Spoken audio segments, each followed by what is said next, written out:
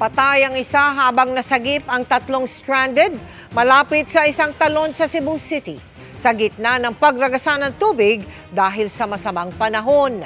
Nakaranas rin ng baha at mga pagguho ng lupa ang iba pang probinsya ng mula Luzon hanggang Mindanao.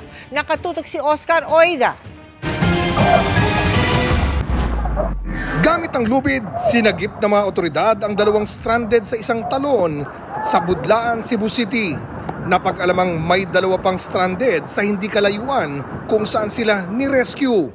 Pero nang puntahan, wala nang buhay nang natagpuan ang isa sa kanila na 21 anyos na lalaki. Nakaligtas naman ang kaibigan niyang babae. Dumaan lang sila sa Cabang Falls at papunta sanang Barangay Canirag. Naunang kalabang ang bayan niya, late na ni ambak tong laki, and then basin og naratol siya ma'am, gipahubo unta ang ihang backpack motong sa information rapod nga ako na-receive. However, murag sa iha tingaling karatol, wa niya nahubo iyang backpack, murag ihang nada, so na submerge siya sa tubig, naka-add po tingali to sa gibug-aton, plus ang sug pod ato nga time is unsa gyud heavy gyud siya. Sa Esperanza, Sultan Kudarat naman, tuluyang tinabunan ng makapal na putik kaya di na makilala ang isang kalsada. Pahirapan ang pagdaan ng ilang residente. Tulong-tulong ang ilan na magtawid ng motorsiklo. Ilang araw namang lubog sa baha ang ilang paaralan sa Maguindanao del Sur dahil sa mga pag-ulan noong nakaraang linggo.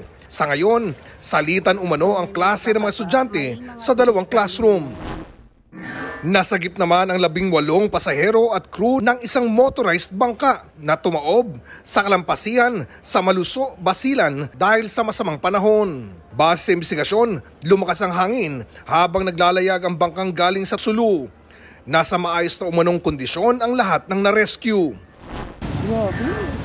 Tila nilamo naman ng rumaragas ang tubig ang spillway sa bahaging yan ng Balatan, Camarines Sur.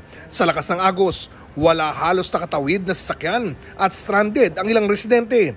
Sa ibang bahagi ng bayan, may gumuhong bahagi ng kalsada dahil sa paglambot ng lupa. Nalubog din sa baha ang ilang kalsada sa Calamba, Laguna dahil sa malakas na pag-ulan nitong Sabado. Nagdulot yan ng mabigat na trapiko sa South Luzon Expressway exit. Sunod-sunod naman ang pagdaos-dos ng mga bato mula sa bundok sa bahaging ito ng Halsema Highway sa Bauco Mountain Province. Nagkalat ang naglalakihang bato sa kalsada.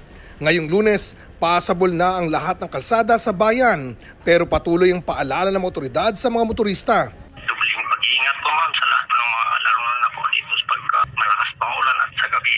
Dubling ingat po ma'am lalo na pag doon sa landslide po yung Tumaas din ang tubig sa Barangay Castro sa Sudipen, La Union. Ilang oras hindi nadaanan ng mga light vehicle ang bahagi ng Castro Porporiquet Access Road. Ayon sa Pag-asa, habagat pa rin ang dahilan ng mga pag-ulan at masamang panahon sa ilang bahagi ng bansa. Para sa GMA Integrated News, Oscar Oida, nakatutok, 24 oras.